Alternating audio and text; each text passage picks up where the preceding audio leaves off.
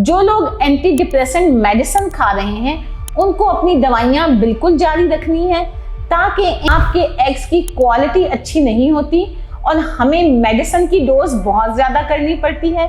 और उसमें भी जिन लोगों में रिपीटेड मिसकैरेज होते हैं उसमें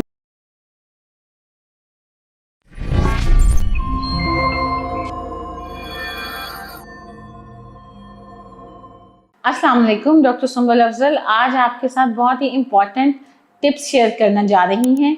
वो कपल जो मेरे पास आईवीएफ या इक्सी के लिए आ रहे हैं, उनका सबसे बड़ा सवाल यही होता है कि डॉक्टर साहब हम क्या ऐसा करें, क्या डाइट लें, क्या और ऐसा करें कि हमारा आईवीएफ या इक्सी पहले ही अटेम्प्ट में सक्सेसफुल हो जाए, यानी हमें 100% कामयाबी नसीब हो सके। मैं उन कपल्स को ये मैसेज देना चाहती हूँ कि देखें, सबसे इम्पॉर्टेंट है आपकी सिलेक्शन, यानी सही टाइम पे अगर आपने आईवीएफ या इक्सी का डिसीजन कर लिया है, यानी अगर आपकी एज 35 और 40 के दरमियान है या आपकी एज 40 और 45 के दरमियान है, तो इसका बहुत इफेक्ट आपके आईवीएफ या इक्सी पे पड़ता है। जितनी जल्दी आप ये करवाते हैं उतना एग्स की क्वालिटी अच्छी होती है, एग्स की अमाउंट अच्छी बनती है और इसके साथ साथ एम्ब्रियो की क्वालिटी हम अच्छी बना सकते हैं। अगली बात है कि आपका वेट, वो आपके हाथ में है। आपने अपना वेट रिड्यूस करना है, ताकि ओबेसिटी के साथ सबसे ज्यादा मसला जो फीमेल में देखा गया है वो है पीसीओएस, यानी पॉलीसिस्टिक ओवेरियन डिजीज या सिंड्रोम। इसके साथ आपके एग्स की क्वालिटी अच्छी नहीं होती और हमें मेडिसिन की डोज बहुत ज्यादा करनी पड़ती है और उसमें भी मिसकैरेज का रिस्क बहुत ज्यादा आ जाता है। इसलिए आपको अपना वेट जरूर रिड्यूस करना है, आपको जंक फूड अवॉइड करना है, आपको हेल्दी लाइफस्टाइल ऑप्ट करना है, आपको ऑल प्रोसेस्ड फूड मतलब चिकन, चीनी, चिकनाई और वाइट फ्लोर को अवॉइड करना है, जंक फूड से परहेज करना है और हेल्दी डाइट को ऑप्ट करना है।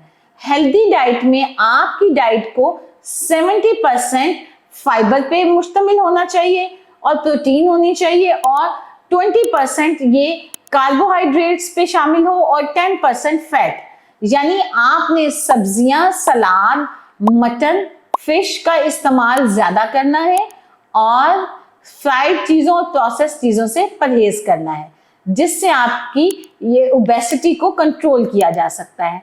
अगली बात है एंजाइटी, यानी आपको एंशियसनेस को कम करना है। जो लोग एंटी डिप्रेसेंट मेडिसिन खा रहे हैं उनको अपनी दवाइयां बिल्कुल जारी रखनी है, ताकि एंजाइटी एक बहुत बड़ा फैक्टर है जिससे आईवीएफ और आईक्सी की सक्सेस पे इफेक्ट पड़ता है। यानी अगर हम आपके बहुत अच्छे एम्ब्रियो बना लेते हैं और उनको ट्रांसफर करते हैं, तो आगे प्रेगनेंसी के सक्सेसफुल होने में भी बहुत ज्यादा रोल आप दोनों का है। यानी इस कपल का बहुत रोल है कि आपकी डाइट अच्छी हो, आपका लाइफस्टाइल अच्छा हो, आपकी एंजाइटी लेवल कम हो और आप खुशगवार जिंदगी गुजार रहे हो। आपने हर वक्त का स्ट्रेस नहीं लेना, लोगों के सवालों के जवाब नहीं देने, अपना रिलैक्स होके ये ड्यूरेशन अपना गुजारना है। इन सब चीजों से, और फीमेल की एज के साथ साथ मेल की एज भी बहुत मैटर करती है। जिन लोगों में रिपीटेड मिसकैरेज होते हैं उसमें मेल की एज का बहुत बड़ा रोल है। अब हमें इन सारी चीजों पे फोकस करना है। ये वो नेचुरल चीजें हैं जिन पे आप काम करके आईवीएफ और इक्सी का रिजल्ट बेहतर कर सकते हैं। और अब दूसरी बात करते हैं कि आपके सेंटर की सिलेक्शन, कि आपने एक बेहतरीन सेंटर की सिलेक्शन करनी है। मेडिसिन प्रोटोकॉल अच्छा होना चाहिए, हम एडवांस मेडिसिन अप्लाई कर सकें और इसके साथ साथ हम आपको फिर भी रीएश्योरिटी देते हैं कि आपकी प्रेगनेंसी आउटकम ज्यादा बेहतर तभी हो सकता है जब आप दोनों हेल्दी लाइफस्टाइल ऑप्ट कर रहे हो।